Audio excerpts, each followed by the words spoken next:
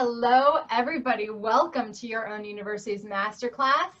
We have Tiffany Yelverton beside us again for her second teaching here. And the first one was off the charts. We learned about the 10 ways that we orgasm. And I'm still experimenting with them myself. I hope that you are too. And if you've missed it, she has the class. We have the class in her classroom in the relationship department at Your Own University. So log in and jump into her classroom, which is exactly where this class will be after today, right? So Tiffany, thank you for being here. Thank you for teaching at Your Own University. I am going to pop off and give you the floor. Really excited for this masterclass. Everybody know that this masterclass will be in Tiffany's classroom in the relationship department within 48 hours. I promise. Okay. Hi, everybody. I'm Tiffany Yelverton. I'm the founder and chief sexinista and orgasm guru at Entice Me and Sexy Survivors. And I really work with women in their 30s, 40s, and 50s to embody their sexual confidence and to empower them to have the sex that they've always desired with the lights on. And I'm so excited to be here today because aging affects us all. And even we can't really get through life without experiencing it, right? Aging is part of life and it can be a positive thing, bringing new life experiences to the table each day. It's important for men to know what I'm going to be sharing with you as well, because they often take the brunt of our symptoms as well as the benefits. So what we experience is the new normal. And I want you to know that it can be better than ever expected. Women are really owning their sexuality after 40 and becoming more confident and in their own skin and having great sex into their late 90s. I know that might be a shocker, but it's very true. And many women experience a renewed sense of self, especially after 40. And for the first time are actually discovering themselves sexually. Many women I personally know have blossomed into their true selves and found their passions and sexuality after 40. I have two of my sexonistas that have really joined their journey of sexuality once they reached even 50. So Ruby Ryder is a pegging guru, and she didn't really even come into that until her beginning of her 50s, and she's 63 now, and she is on fire. And Dina Alexander, I think Dina's here on the call with us as well.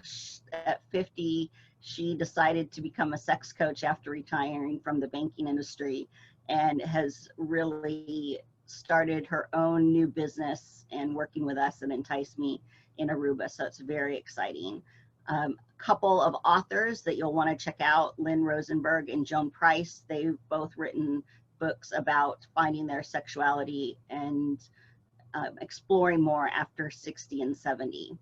So today we're going to be discussing about your body, and that, I often hear that my body's giving up on me, and we're going to talk about what it feels like and go through the physical, biological, and psychological components of what's going on. I'll help you to find solutions and workarounds for common pains with sex as we age and improving your comfort. And then we're going to talk about redefining sex as we age and not getting stuck in a rut, because sex doesn't have to be what we've always thought it was. That penis and vagina can really change. So your body is not giving up on you, but it can feel that way. 51% of women say menopause has affected their sex lives, which that's what I'm all about, sex and better sex. 38% of their partners feel helpless when it comes to supporting their partners through menopause. And a recent study from AARP found that 60% of divorces are initiated by women in their 40s, 50s, and 60s, which also happen to be those perimenopausal years.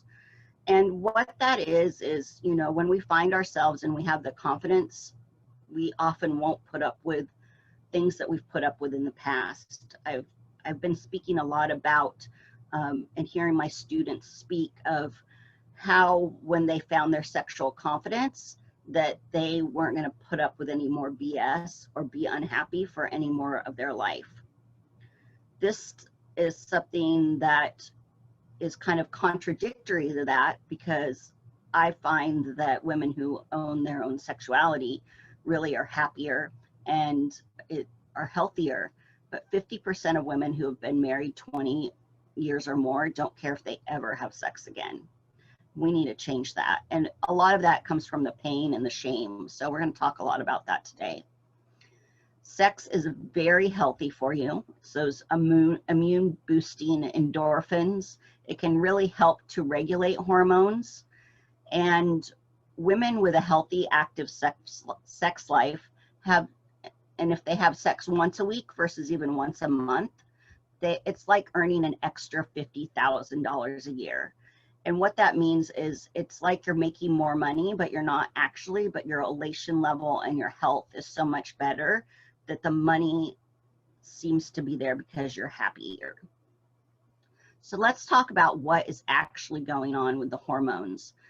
As we go through perimenopause, which perimenopause is often what people are talking about when they're talking about menopause, because perimenopause is that 10 to 15 years leading up to the cessation of our periods. And that menopause actually means that you've gone through your life and you've had 1 year without any periods. And that is when menopause starts. So what we tend to think of in society, we're really actually talking about perimenopause, that before status.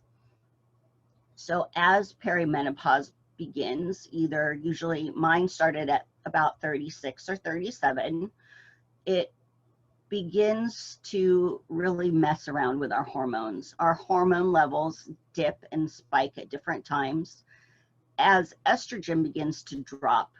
And if your testosterone levels stay steady, it seems like you have a boost in testosterone.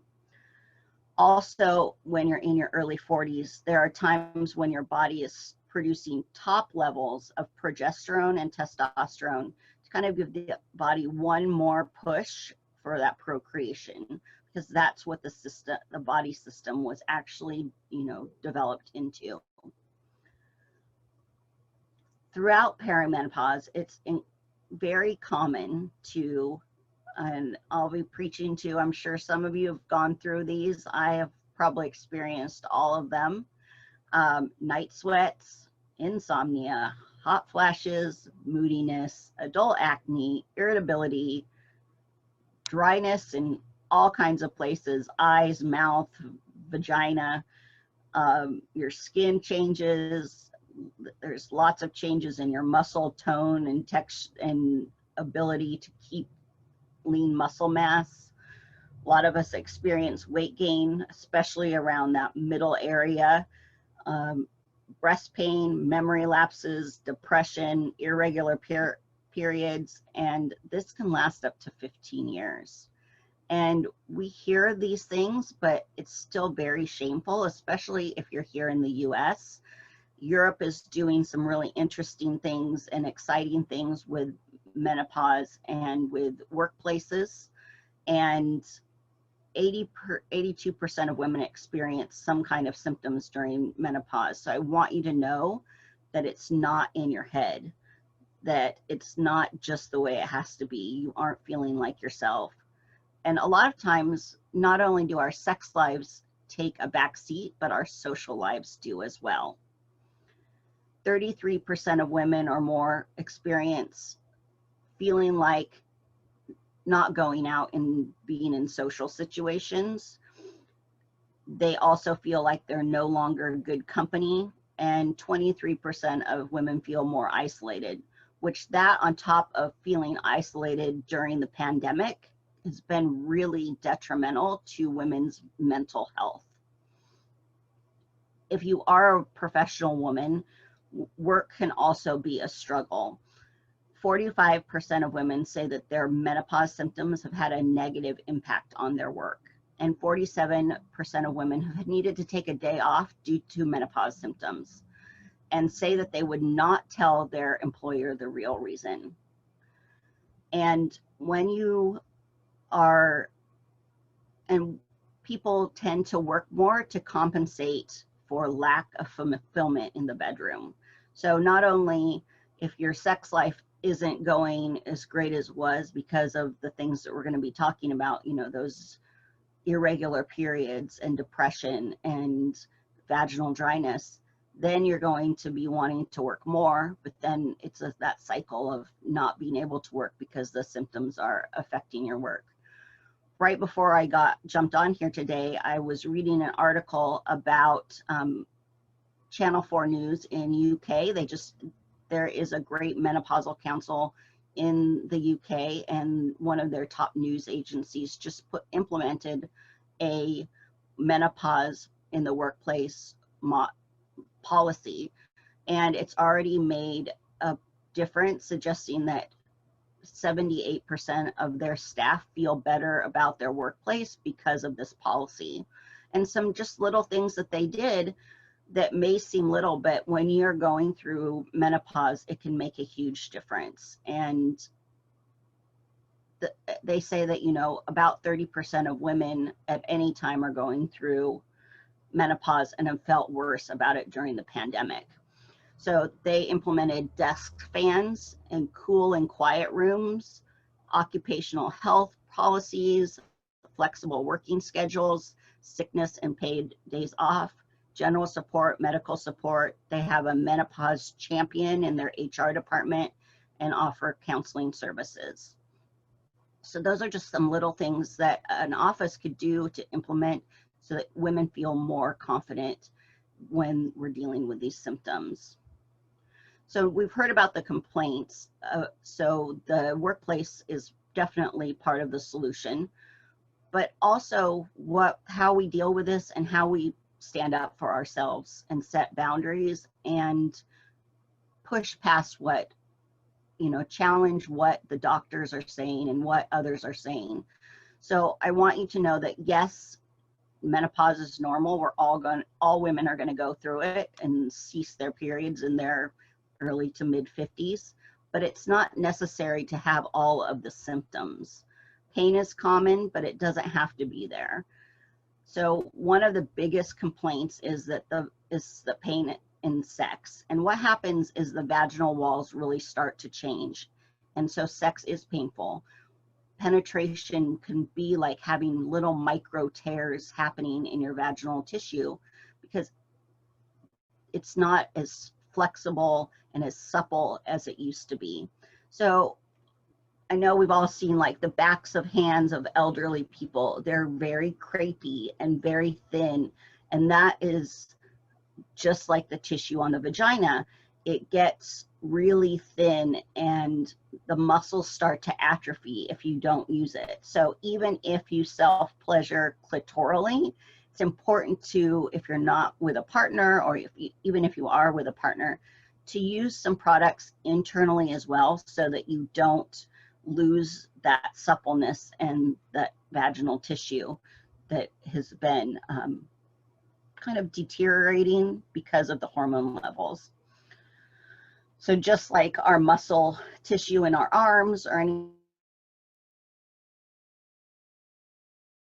testosterone levels drop, those muscles, those pelvic floor muscles that surround the vaginal canal also start to really, lose tone as well. And so it's really important to keep doing your toning exercises of your pelvic floor, whether you call them flexes or Kegels, or, it's important to do those and to really relax those muscles and keep them toned, just like yoga exercises for your body. What is probably the most common thing I hear with women is that their doctors say, well, it's just part of life and you just have to deal with it. So just get over it. And that's with incontinence, which also comes from the weakening of those pelvic floor muscles. And, whether it's your depressed and it's just part of life. You're just going to have a dry vagina forever. That's just the way life is. And that to me is not a solution.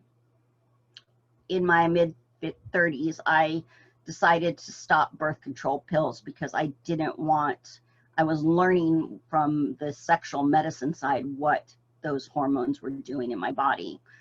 And so my OBGYN knew that I did not want chemicals in my body. But as soon as I turned 40, she said, this is literally what she said to me. She said, you're 40 now, so you're probably getting even more depressed. So you should probably just go back on the pill because you'll feel better. And I was like, that's not really an option. And so what I found was bioidentical hormones, which are they're a non-synthetic that are derived from yams. They are available in creams, patches, pellets that you can put under your skin. And they come in testosterone and estradiol, which your body naturally accepts as the same as what your body produces. And I'm a big proponent for that because it's changed my life. I'm 47 and I feel like my skin is better than it's ever been. It's, really helps with my little tire around my belly, all of that. If my testosterone drops, then I know it's time to get a re-up because my libido, testosterone is also a big component of the libido piece. And so having a sex drive really helps as well. And we're going to talk more about that in just a minute. Another thing that you can do is see a pelvic physical therapist. In Europe, they're very common. Here in the US, they're really starting to really come into their own, and they actually go in and massage the inner muscles and really work with you to have an amazing feeling, and so that you're not experiencing so many of the symptoms of menopause as well. So as we go through life, redefining sex is really a key component because it really changes as we age, and what we used to do may not be as comfortable. So I know most of you think of sex as penis and vagina, and that isn't always going to work, not just for women, but men experience sexual dysfunction as well, or erectile dysfunction. Their penis doesn't always work the way they want it to as they go through andropause and age as well.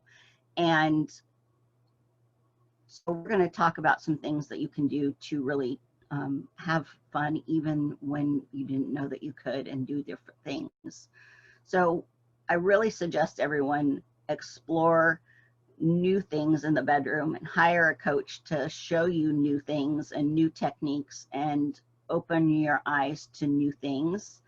There are other ways to be intimate when it starts with learning each other's bodies again and really having fun with it.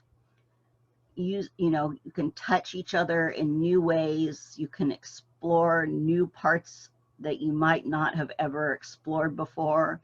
In the pandemic, 1 in 5 people have tried something new sexually since COVID began.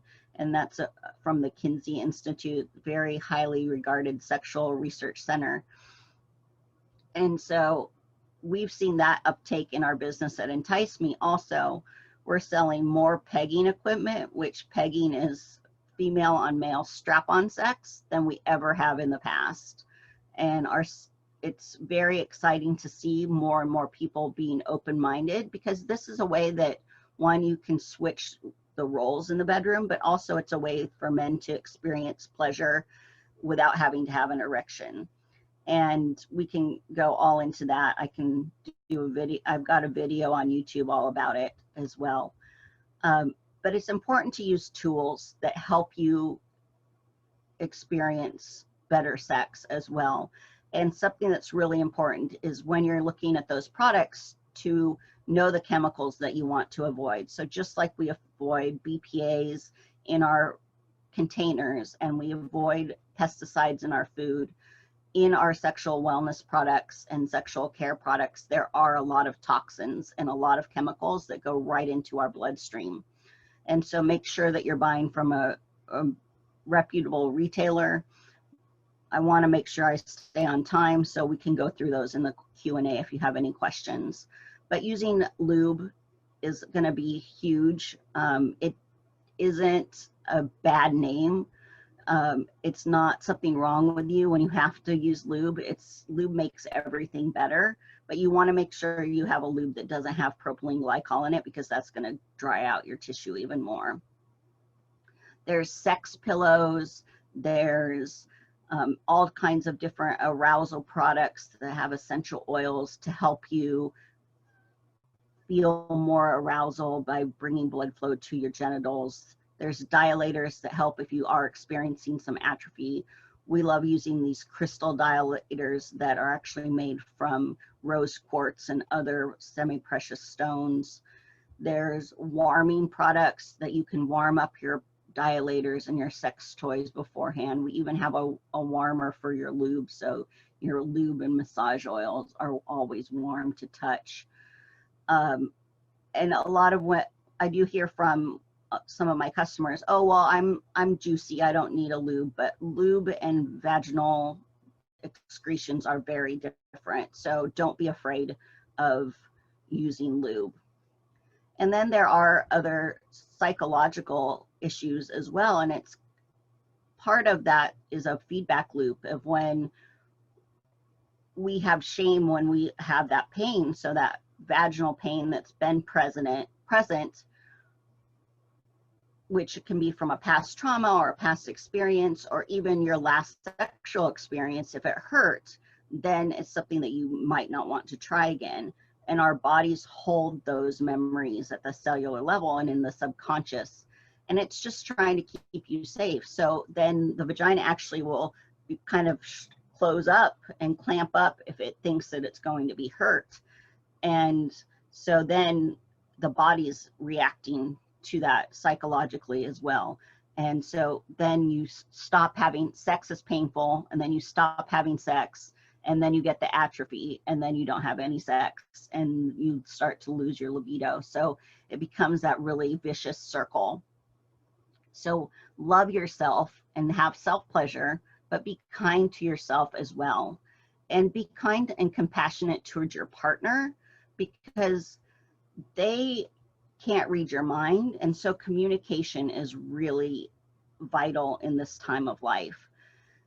Communicate not just about sex, but about intimacy and what is turning you on and what turns you off, and have those conversations of what maybe you're interested in or what you fantasize about.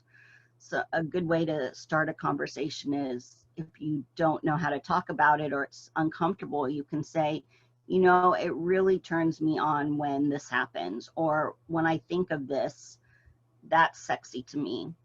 Erotica is great to read. It's very sensual. It can really start to activate those areas in the brain where arousal starts for women. You can take your hand or take your partner's hand and show them how you like to be touched, because touch is different to everyone. And say, do you like it like this, or do you like it like that? You know, do you like a feather touch, or do you like a deeper touch? And our bodies will be very different from experience to experience. So as we age, we really have to be compassionate with ourselves. And it goes with men as well. It doesn't mean that you're not turned on. If you're not getting wet, it doesn't mean that you're not turned on. If your partner is not getting an erection, it doesn't mean he's not into you. So please don't take it personally, and to really work with your partner to not take it personally. And that's where a coach can really come in and facilitate those conversations, because we haven't been taught on how to talk about sex and intimacy and how to share our desires. It's just something we haven't been taught. You know, sex has always been pretty shameful and taboo to talk about. So I want to wrap up with letting you know that you're not alone in this. Everyone goes through this at some degree. So I would love to open it up to questions now and get any something that I can help you with. So I'll come in here to the chat and see if we got anything. Tiffany? Yes. Hi, Lillian. Hi. I didn't know if you wanted me to do voice or just send something over. But I had a question on the lubes or products you sell. Yes. You sell products? Yes, we do sell products at Oh, okay. enticeme.com. Let me write that down. Let me write that down. Okay, I'll put it in the chat too to everyone. Oh, okay. And Leisha has a affiliate link, so we'll make sure that we get her affiliate link in there as well. Also, you guys, if you go to her classroom at your own university, you all can sign into her classroom. Her links are all there, and that's like our business together. Yeah. All right. Yeah, so make sure, do that. Go to those links so that our affiliate program works out that way. I had another question, Tiffany, if that's okay, if Geraldine wanted to ask something first, since I already asked a question. No, go ahead. I went to the gynecologist 2 years ago, and I usually go for pap smears every year. 2 years ago, I experienced my first pain through the ceiling when she went and did a pap smear. Very, very painful. I mean, it was so painful. I cried. It was so painful. And she said what you said. It's just a normal part of life. Your vaginal walls are thinning. I do Kegel exercises all the time. I've done them forever. So I'm due for another pap smear, but I'm afraid to go because I don't want to experience that kind of pain again. I mean, it was so painful. Is there anything else I can do besides Kegel? Yes, I would suggest, taking either some coconut oil or until you get a lube that's good, and just massaging inside with your fingers. Okay, before a pap smear, I can do that. And just every day or every chance that you get, because it will start to open up that canal so that it's not as painful. And then ask her to run the speculum under warm water before using it. Okay. And I would totally ask her to make sure she uses more lubricant and to go slowly. Okay. Because it is very important to continue to have our vaginal exams and our pap smears. And I don't want anyone to feel like they can't go to a doctor. You might even look for a new doctor, because I find that appalling. We've talked about that before. That I used to go to a male gynecologist, and he retired and a new gentleman took over. But then my daughter suggested, go to the female West Park. She doesn't like men gynecologists. I personally like men gynecologists. I think they're more gentle, so I think I will look him up. He did move from where he was, so I have to find him again. I think that's what I will do, because I found men to be more gentle, more slow than women gynecologists. Maybe it's just me, but I think women are just really quick than the men are.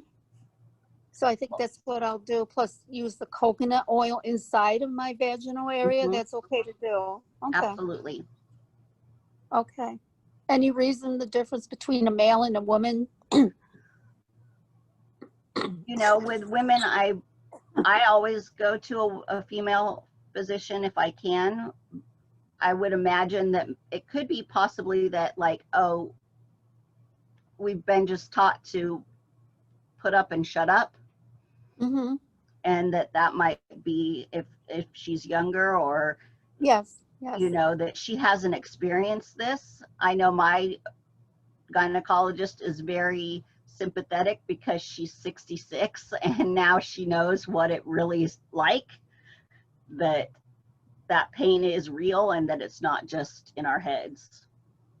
Okay, so either I go back and find this gentleman, Dr. Thompson, or I find a gynecologist that's older. The one that was my gynecologist, female, she left. So now there's another one that just graduated.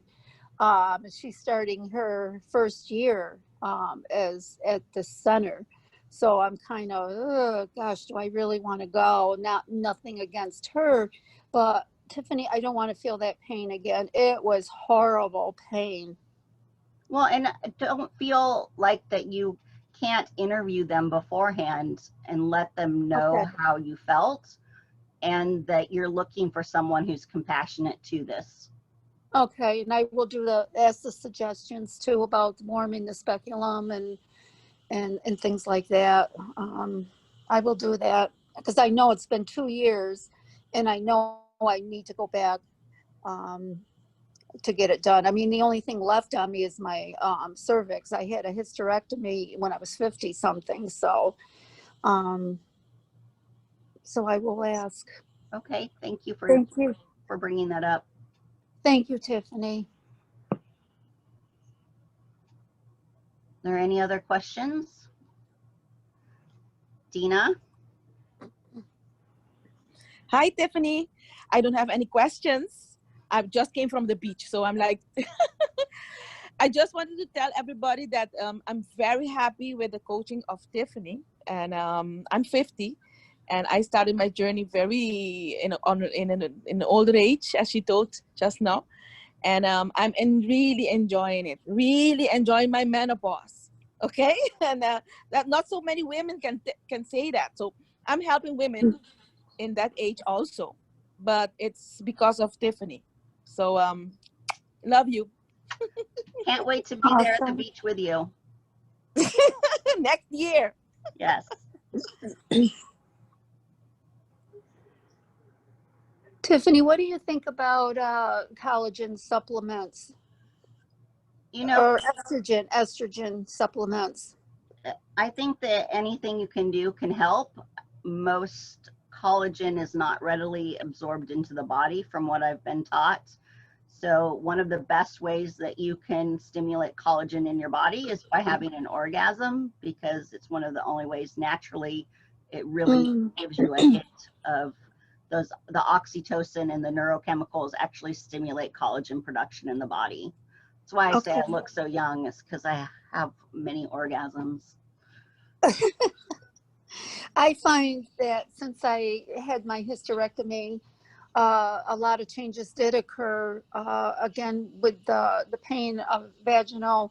Also, my skin, I lost a lot of elasticity with with the estrogen. I was on estrogen for a while, but only for a few months. The doctors told me you can't take estrogen on a regular basis. It's cancer causing. So my body has been without estrogen for years. And in those years, I noticed a lot of differences with my skin. Like my skin is on my hands is thinning, which I know is a normal part of aging. But is there anything I can do for that too? Or is that just something as you get older? I'm 66.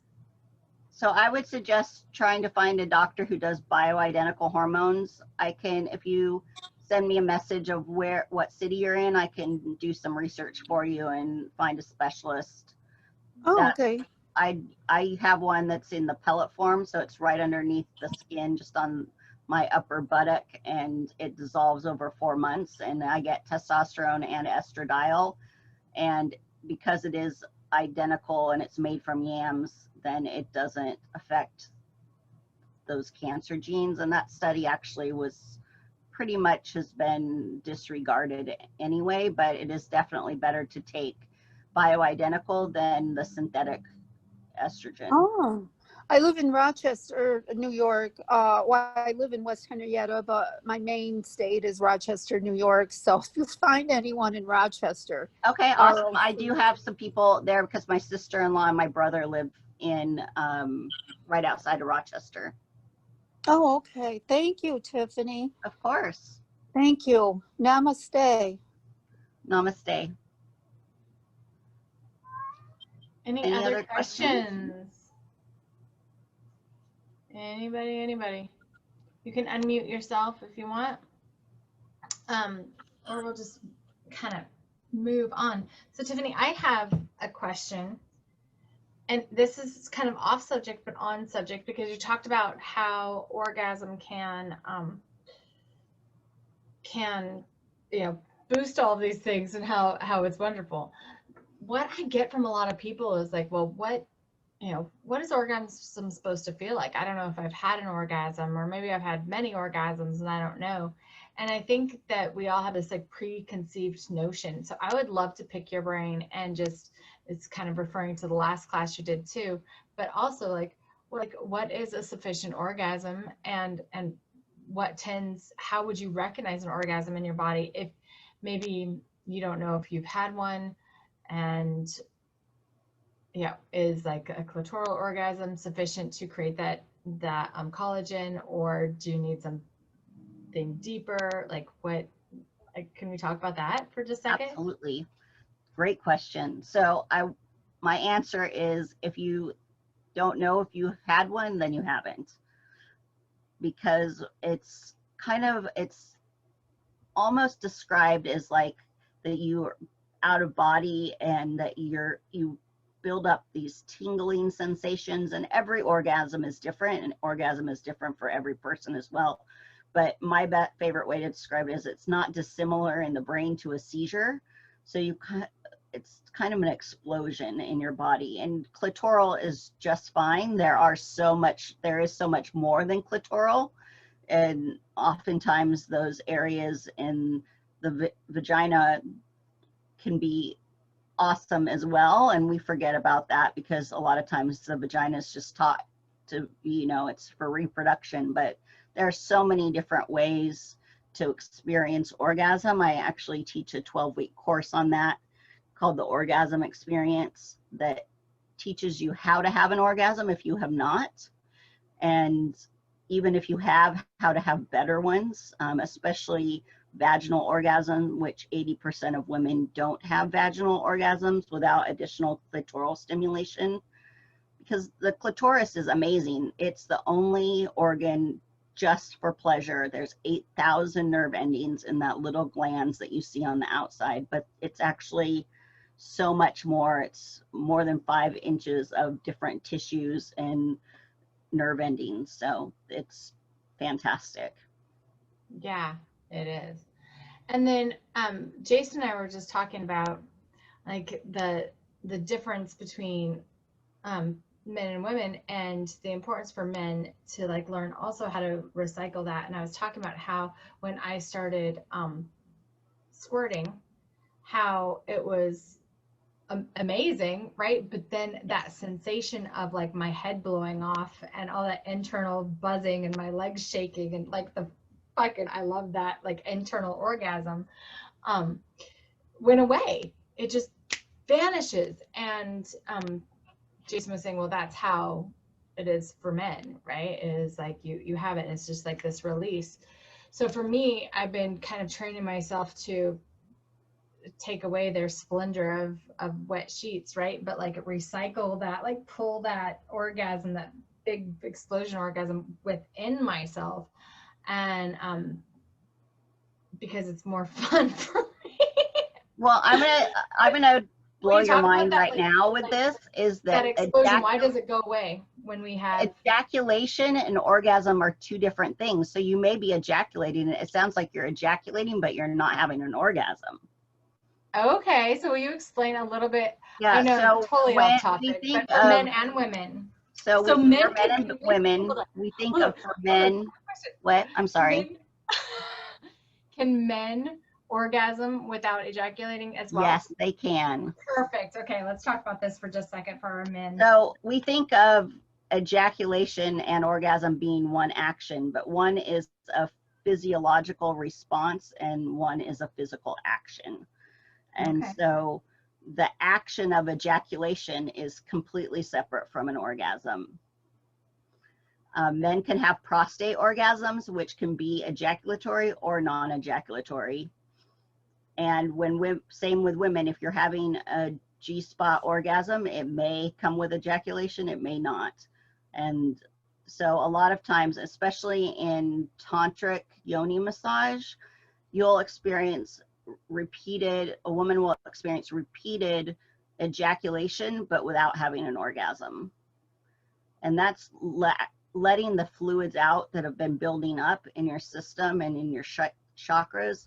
It really cleanses the whole soul of past experiences as well. So you're feeling that release, but you're probably not reaching orgasm. So adding some additional clitoral stimulation or deeper vaginal stimulation where you're getting to that posterior fornix or anterior fornix, you'll have an orgasm as well. Yeah, because it's definitely like I have to have multiples of the first in order to reach the ejaculation. Then after I do the exact ejaculation, if I let it go, it's really hard for me to have that internal orgasm again, but I'll keep ejaculating forever. I know it's a lot of information, guys, but this is just, you know, it's something I think about. So will you explain what a man feels like for the men that might listen to this masterclass? If he's having an orgasm but not ejaculating, because we don't talk about this enough to let them really experience and embody it, where most men just seek that ejaculation, and most women, I think, expect that ejaculation from their man, or else we feel defeated in some way. Yeah. So I'm not a man, but obviously, however, how it's been explained is, well, one, in tantric massage for men too, they can bring their orgasm internally so that they're not ejaculating, and then they can have multiple orgasms. When we're talking about the prostate massage, that is why so many men are jumping on the pegging bandwagon, is because that orgasm is explained as a 10 times stronger orgasm than a penile orgasm, and that it is so visceral and so strong that it cannot be missed. And then most men can have multiple orgasms that way as well. But especially, it's why it's catching on and being so popular with men over 50 is because they don't have to rely on an erection to have pleasure and to have an orgasm. Awesome. All right. Any other questions before we wrap up? Tiffany, you're amazing. Thank you so much. Thank you. Thanks. Great questions today. Thank you.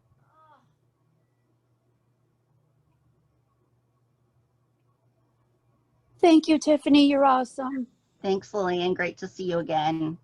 Thank you, everyone, for coming today, and hope that you learned something new and that it helps you go through your life super sexy and happy. And reach out to me anytime if you have questions. I'm also available so that you know I can do events for you via Zoom wherever you are if you want to continue this conversation with your girlfriends or your sisters or mothers, or, you know, love to do that. Awesome. So everybody, thank you so much for being here. Tiffany, thank you so much for teaching at your own university. Her class will be in the relationship department in her classroom within 48 hours. I promise you that. And next month we'll have another great and fantastic masterclass. So thank you so much. We will talk to you soon. Bye, everybody.